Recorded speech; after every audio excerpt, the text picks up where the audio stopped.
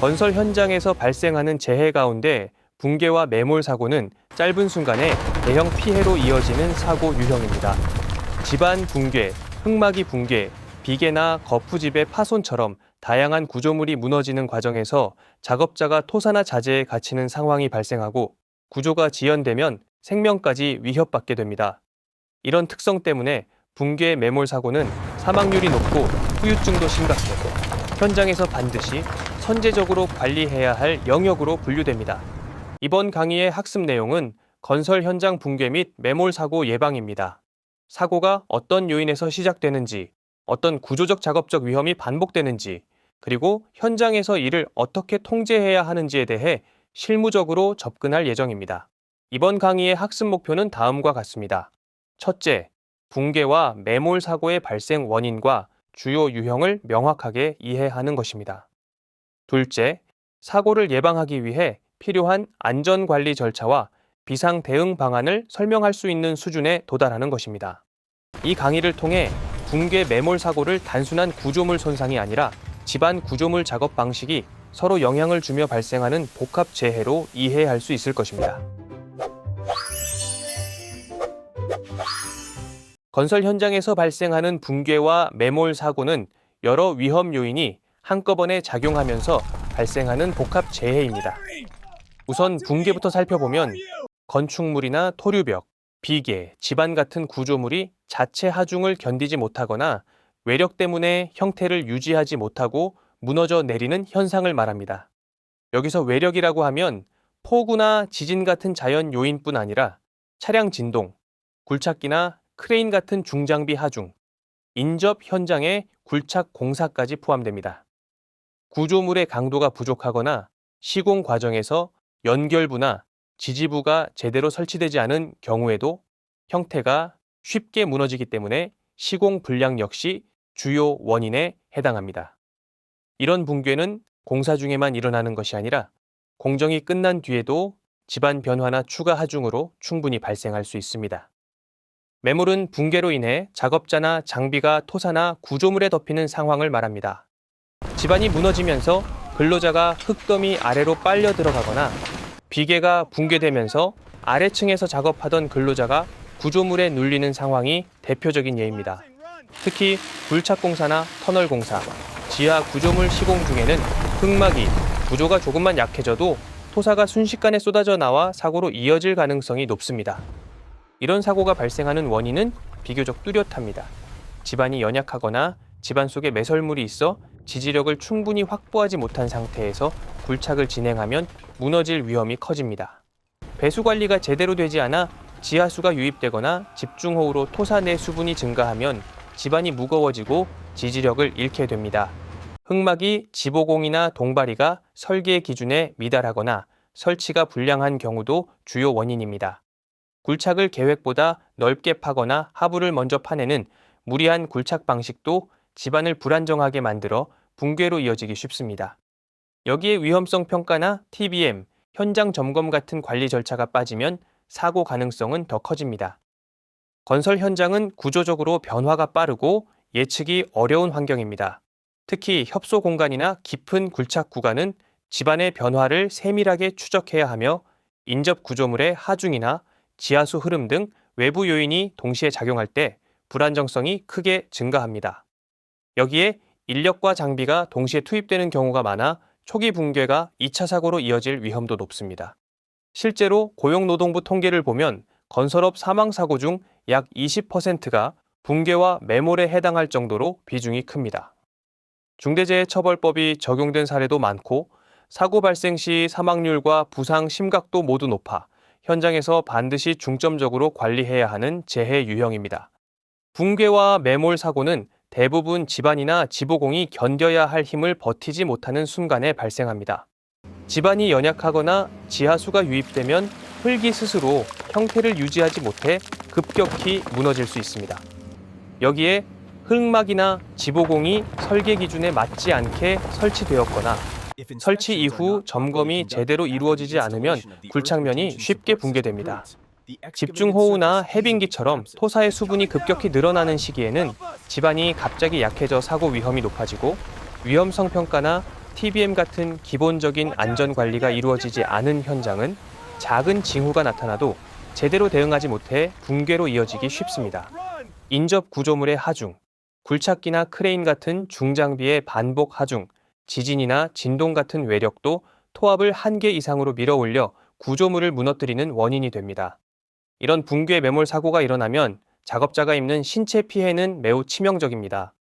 전신이 토사에 눌리는 상황에서는 1.5톤에 가까운 토합이 가슴과 복부를 순간적으로 눌러 장기가 압착되고 갈비뼈가 연속으로 부러져 폐가 확장되지 못해 바로 호흡이 어려워집니다.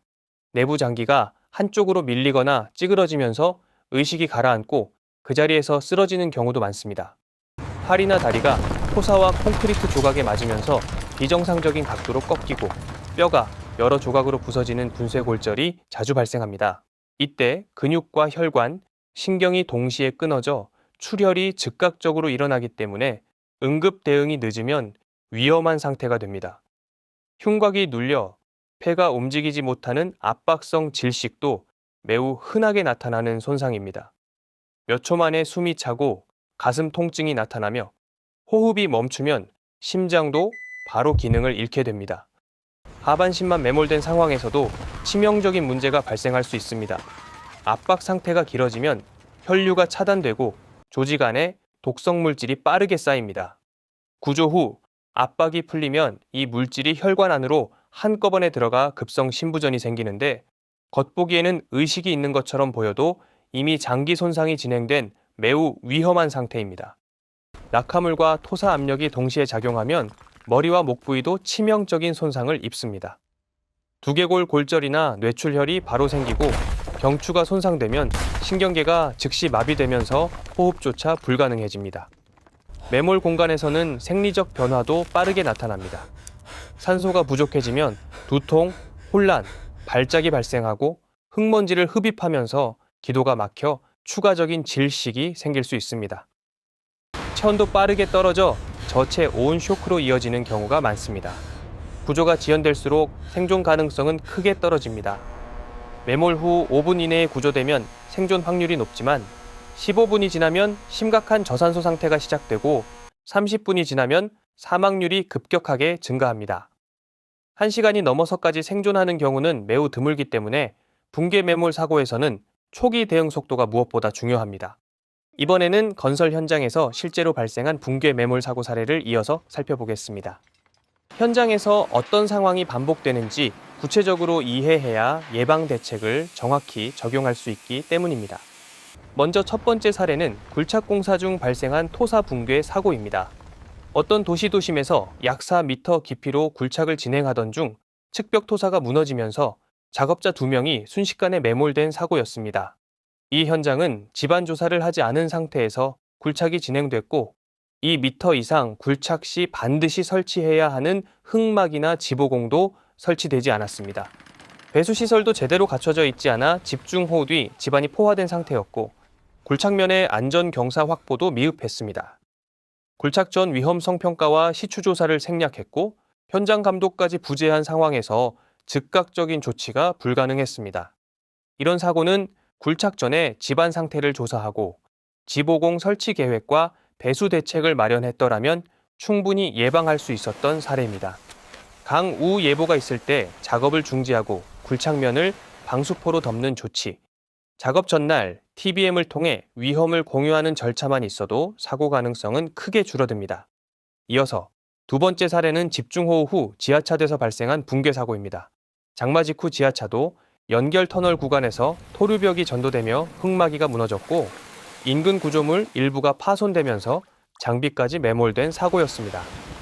사고 당시 배수구가 막힌 상태라 빗물이 흙막이 배면으로 계속 들어왔고 토합이 빠르게 증가해 흙막이 구조가 버티지 못한 상황이었습니다. 그런데도 배수 점검이 이루어지지 않았고 시공 단계에서 필요한 안전 점검 절차도 반복적으로 생략된 것으로 확인됐습니다. 배수시설 관리가 미흡했고 기상예보 대비 비상대책도 마련되지 않았으며 강우 후 집안 안정성을 확인하는 절차조차 없었습니다. 예방을 위해서는 집중호우 전후로 배수구와 집수정을 점검하고 이물질을 제거하는 것이 기본이고 흙막이 배면에 배수층과 유공관을 설치해 물기를 분산시키는 조치가 필요합니다. 강우가 지나간 뒤에는 반드시 집안 안정성을 재평가하고 추가 보강이 필요한지 판단해야 합니다. 또한 기상 정보를 실시간으로 확인하고 위험이 감지되면 작업을 즉시 멈출 수 있는 체계를 운영해야 합니다. 이 두 가지 사례는 굴착과 배수 관리, 흙막이 구조 등 붕괴, 매몰 사고가 반복되는 핵심 지점을 잘 보여주는 사례들입니다. 안전관리 절차를 생략하거나 점검이 미흡할 때 어떤 결과가 나타나는지 확인할 수 있는 대표적인 사례라고 볼 수 있습니다. 붕괴 매몰 사고를 예방하기 위해서는 관리 감독자와 근로자가 각자의 역할을 정확히 이해하고 수행하는 것이 가장 중요합니다. 먼저 관리 감독자의 역할부터 살펴보겠습니다. 관리 감독자는 매일 작업을 시작하기 전에 안전점검표를 확인하고 기록해야 하며 작업 계획서에 실제 위험 요소가 제대로 반영되어 있는지 검토해야 합니다. 위험성 평가 결과에 따라 보강 조치가 제대로 시행됐는지도 반드시 확인해야 하고 집안 조건이나 배수 상태, 지보공의 설치 상태는 유관과 계측을 통해 모두 점검해야 합니다. 기상 변화에 따라 작업을 중지하거나 다시 시작할 권한도 관리 감독자에게 있기 때문에 집중호우나 강풍이 예보된 경우에는 비상점검 계획을 미리 세워두어야 합니다. 지보공을 설치하거나 해체하거나 보강하는 과정에도 직접 입회해 시공 순서가 지켜지고 있는지 확인해야 하고 TBM 회의를 주관해 당일 위험 요소를 작업자들에게 정확히 공유해야 합니다. 근로자의 보호구 착용 상태나 출입 통제선 유지 여부도 확인해야 하며 위험 징후가 발견되면 즉시 작업 중지를 지시하고 현장 대피를 유도할 책임이 있습니다. 점검 결과는 관리자와 발주처에 보고하고 기록을 보존해야 합니다. 근로자의 역할도 매우 중요합니다. 작업 전에는 안전모, 안전화, 안전벨트 등 개인보호구를 완전하게 착용해야 하고 지정된 출입구와 안전통로 외의 구역에는 절대 접근해서는 안 됩니다. 현장에서 균열이나 침하, 토사가 흐르거나 벽체가 기울어지는 등 붕괴 가능성이 보이면 즉시 보고해야 하고 지보공이 설치되지 않은 구간이나 위험 구역에는 접근을 금지해야 합니다. 작업 중 이상음이나 진동, 흙탕물 유입처럼 평소와 다른 징후가 느껴지면 바로 작업을 멈추고 신고해야 합니다. TBM에서 공유된 작업 순서와 안전수칙을 정확히 지키고 비예보나 강풍이 있는 날에는 관리자 지시 없이 임의로 작업을 진행해서는 안 됩니다. 장비가 움직이는 구역에서는 접근 금지선을 지켜야 하고 신호수의 지시에 따라 움직여야 합니다. 또 동료 근로자의 위험한 행동을 발견하면 서로 경고하고 바로 관리자에게 보고하는 협력 체계가 필요합니다. 관리 감독자와 근로자가 각자의 역할을 충실히 수행할수록 현장의 위험은 빠르게 감소합니다. 붕괴 매몰 사고는 징후가 짧게 지나가고 대응 시간이 매우 제한적이기 때문에 평소 역할 이행이 사고 예방의 핵심이라고 볼 수 있습니다. 붕괴나 매몰 사고가 발생하면 초기 대응 속도가 생존율을 크게 좌우합니다. 그래서 사고 직후 어떤 순서로 움직여야 하는지가 매우 중요합니다. 먼저 사고가 발생한 순간에는 즉시 모든 작업을 중지하고 장비 가동을 멈춰야 합니다. 추가 붕괴가 이어질 수 있기 때문에 위험 구간에 절대 접근하지 못하도록 출입을 통제하고 전원을 대피시킨 뒤 인원 점검을 통해 누가 어디에 있는지 빠르게 파악해야 합니다. 이 상황은 스스로 해결하려고 해서는 안 되고 즉시 관리자나 안전관리자에게 보고해 현장 통제를 맡길 필요가 있습니다. 현장을 통제하는 단계에서는 주변에 통제선을 설치해 접근을 금지하고 2차 붕괴 위험이 있는 곳은 임시 보강을 실시해야 합니다. 집안 안정성을 확인하지 않은 채 구조대가 접근하면 구조대원조차 위험해질 수 있어 반드시 단계적으로 접근해야 합니다. 감시자를 배치해 추가 변형이나 토사 움직임이 있는지 지속적으로 확인하는 것도 중요합니다. 필요할 경우 흙막이 보강이나 배수 조치를 먼저 시행한 뒤 구조를 진행해야 안전하게 작업할 수 있습니다. 구조 단계에서는 매몰자의 위치를 최대한 정확하게 파악해야 하고 위치가 확인되면 즉시 구조 요청과 보호 조치를 병행해야 합니다.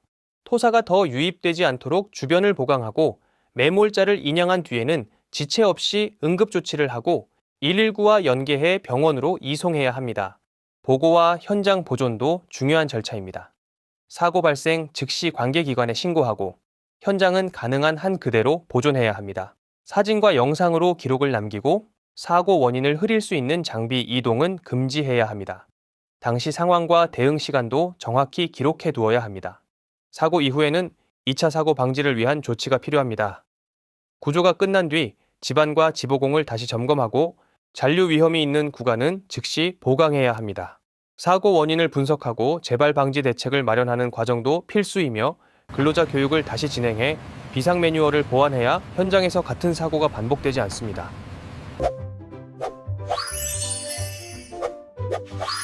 이번 강의에서는 건설 현장에서 가장 치명적인 사고인 붕괴와 매몰 재해를 중심으로 원인과 예방 방법을 살펴봤습니다. 집안 불안정, 배수 미흡, 지보공 설치 부실처럼 작은 관리 부족이 결국 대형 사고로 이어진다는 점, 사례들을 통해 충분히 확인하셨을 겁니다. 붕괴 매몰 사고는 한번 발생하면 피해가 크게 확대되기 때문에 사전 점검과 기초 절차 준수가 무엇보다 중요합니다.